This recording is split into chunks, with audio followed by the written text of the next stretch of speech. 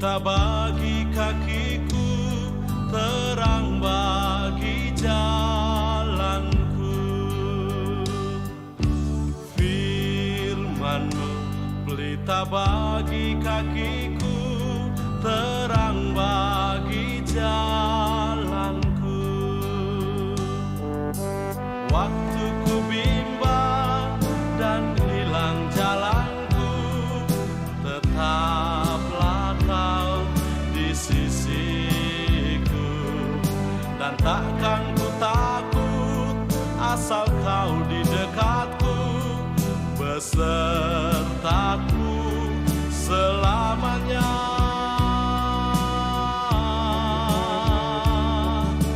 Firman-Mu pelita bagi kakiku, terang bagi jalanku.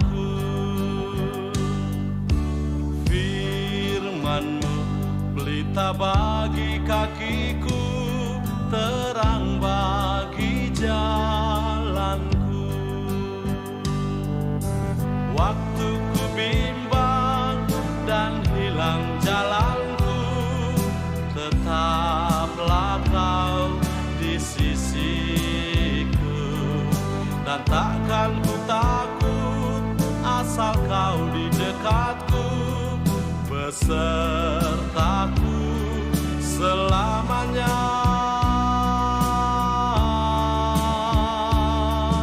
Selamat pagi saudara-saudari yang berbahagia, jemaat yang terkasih dimanapun berada.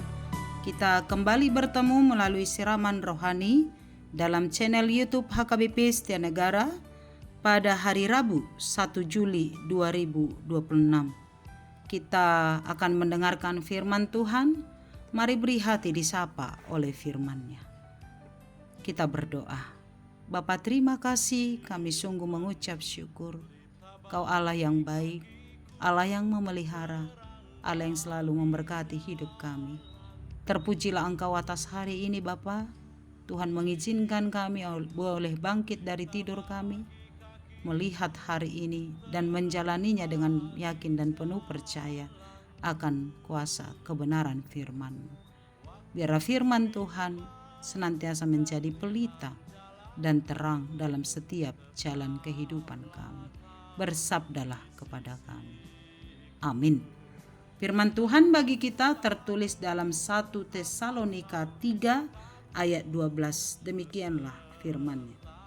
Dan kiranya Tuhan menjadikan kamu bertambah-tambah dan berkelimpahan dalam kasih, seorang terhadap yang lain dan terhadap semua orang, sama seperti kami juga mengasihi kamu. Demikianlah firman Tuhan. Saudara-saudariku yang terkasih dalam Kristus, Paulus sangat mengasihi jemaat Tesaloniki. Walaupun ia tidak dapat selalu bersama dengan mereka, ia tetap mendoakan pertumbuhan rohani mereka. Dan nats ini adalah doa Paulus bagi jemaat Tesaloniki. Menariknya, Paulus tidak berdoa agar mereka menjadi kaya, terkenal, atau hidup tanpa masalah. Tapi Paulus justru berdoa agar Tuhan membuat mereka bertambah-tambah dan berkelimpahan dalam kasih. Mengapa? Karena kasih adalah salah satu tanda utama kehidupan orang percaya. Tanpa kasih, pelayanan menjadi kosong, ibadah menjadi rutinitas, dan iman menjadi kering. Karena itu melalui nats ini kita belajar tentang beberapa hal. Yang pertama, kasih berasal dari Tuhan. Paulus berkata, kiranya Tuhan menjadikan kamu. Ini menunjukkan bahwa kasih yang sejati berasal dari Tuhan sendiri. Sebagai manusia kita sering mengalami kesulitan untuk mengasihi. Kita bahkan mengasihi hanya ketika orang lain bersikap baik kepada kita. Tapi ketika disakiti, dikecewakan, atau diperlakukan tidak adil, kasih itu sering kali menghilang. Karena itu Paulus tidak berkata usahakanlah sendiri supaya kamu lebih mengasihi. Ia berkata kiranya Tuhan menjadikan kamu. Artinya Tuhanlah yang sanggup menumbuhkan kasih dalam hati kita. Ketika kita dekat dengan Tuhan melalui doa, membaca firman dan hidup dalam ketaatan, Roh Kudus bekerja dalam hati kita. Sedikit demi sedikit Tuhan mengubah hati yang keras menjadi lembut, Hati yang penuh amarah menjadi penuh kasih, dan hati yang egois menjadi hati yang peduli kepada sesama. Oleh sebab itu, jika kita merasa sulit mengasihi seseorang, jangan hanya mengandalkan kekuatan sendiri. Datanglah kepada Tuhan dan mintalah pertolongannya. Yang kedua, kita harus terus bertumbuh. Paulus menggunakan kata bertambah-tambah. Kata ini menunjukkan bahwa kasih tidak boleh berhenti pada satu tingkat saja. Kasih harus terus bertumbuh seperti tanaman yang disiram setiap hari. Seringkali kita merasa sudah cukup baik. Kita berpikir bahwa kita sudah mengasihi keluarga, teman, atau sesama jemaat. Namun firman Tuhan mengingatkan bahwa kasih selalu dapat bertumbuh lebih lagi. Misalnya dahulu kita mudah marah kepada orang yang melakukan kesalahan, sekarang kita belajar lebih sabar. Dahulu kita sulit memaafkan, kita sekarang belajar memberi pengampunan. Dahulu kita hanya memikirkan diri sendiri, sekarang kita mulai memperhatikan kebutuhan orang lain. Itulah pertumbuhan kasih. Sama seperti seorang anak yang bertumbuh menjadi dewasa, demikianlah juga kasih orang percaya harus semakin matang. Orang dewasa secara rohani bukanlah orang yang paling banyak pengetahuannya, melainkan orang yang semakin mencerminkan kasih Kristus dalam hidupnya. Yang ketiga, kasih harus berkelimpahan. Paulus tidak hanya berkata bertambah-tambah, tapi juga berkelimpahan. Berkelimpahan berarti melimpah, penuh, bahkan meluap keluar. Kasih Kristen bukan kasih yang pas-pasan. Kasih Kristen adalah kasih yang melimpah, sehingga dapat dirasakan oleh orang lain. Bayangkan sebuah gelas yang diisi air sampai penuh. Ketika terus diisi, maka air itu akan meluap keluar. Demikianlah juga kita. Ketika kita dipenuhi kasih Tuhan, kasih itu akan mengalir kepada orang-orang di sekitar kita. Kasih yang berkelimpahan terlihat melalui tindakan nyata. Menolong orang yang membutuhkan, menghibur orang yang sedang berduka, menguatkan orang yang sedang putus asa, memberi tanpa mengharapkan balasan, mengampuni walau pernah disakiti. Dunia saat ini sangat membutuhkan kasih. Banyak orang hidup dalam kesepian, pertengkaran, kebencian, dan permusuhan. Karena itu Tuhan memanggil gerejanya, memanggil kita untuk menjadi saluran kasih bagi dunia. Kasih kepada sesama orang percaya. Paulus berkata kasih seorang terhadap yang lain. Artinya kasih harus lebih dahulu dilihat di tengah-tengah persekutuan orang percaya. Kadang-kadang lebih mudah bersikap baik kepada orang yang jarang kita temui daripada kepada orang yang dekat dengan kita. Namun Tuhan menghendaki agar kasih itu dimulai dari lingkungan terdekat. Di dalam keluarga kita harus saling mengasihi. Di dalam gereja kita harus saling mendukung. Di dalam kelompok pelayanan kita harus belajar bekerja sama.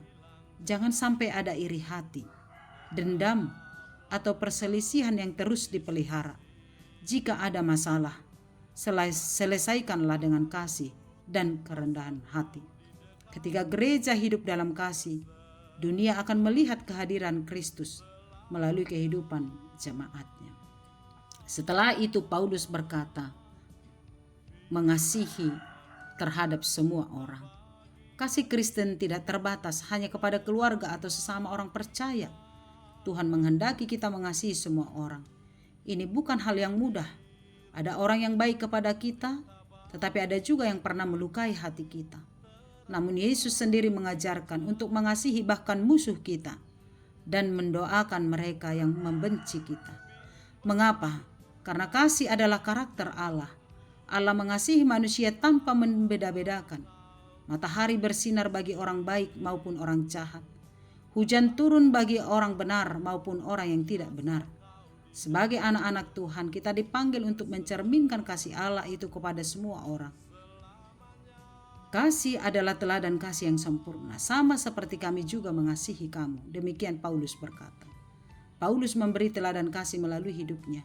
Namun teladan terbesar kita adalah Tuhan Yesus Kristus.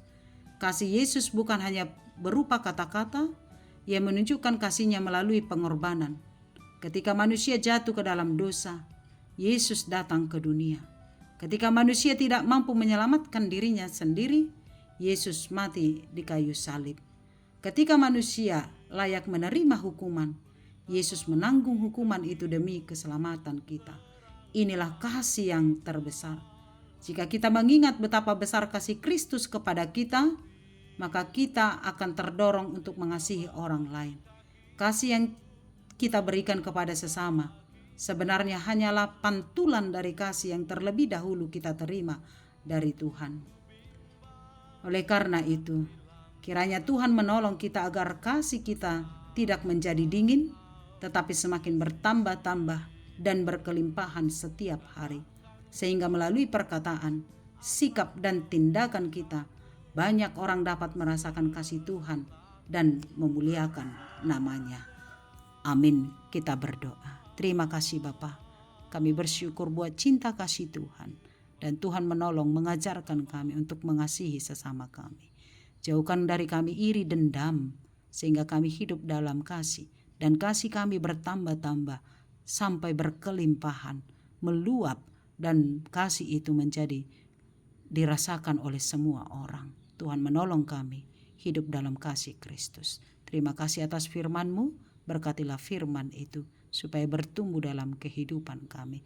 Kepadamu kami serahkan kehidupan kami sepanjang satu hari ini. Tangan Tuhan yang menjaga dan memelihara kehidupan kami. Biar apapun yang kami lakukan, berkenanlah kepadamu ya Tuhan. Kepadamu kami berdoa buat seluruh jemaat Tuhan yang mendengarkan firman Tuhan hari ini. Tuhan memberkati, Tuhan menjawab setiap doa-doanya, Tuhan menolong dalam pergumulannya, Tuhan senantiasa mengasihi kami, dan biarlah kehidupan kami mengasihi sesama kami. Kepadamulah kami berserah, biar tangan Tuhan selalu memberkati kami.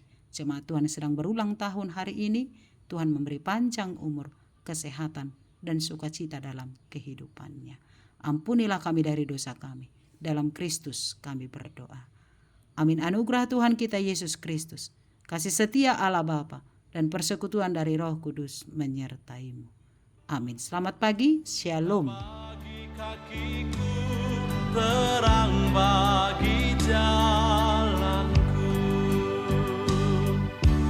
Firman-Mu pelita bagi kakiku, terang bagi jalanku.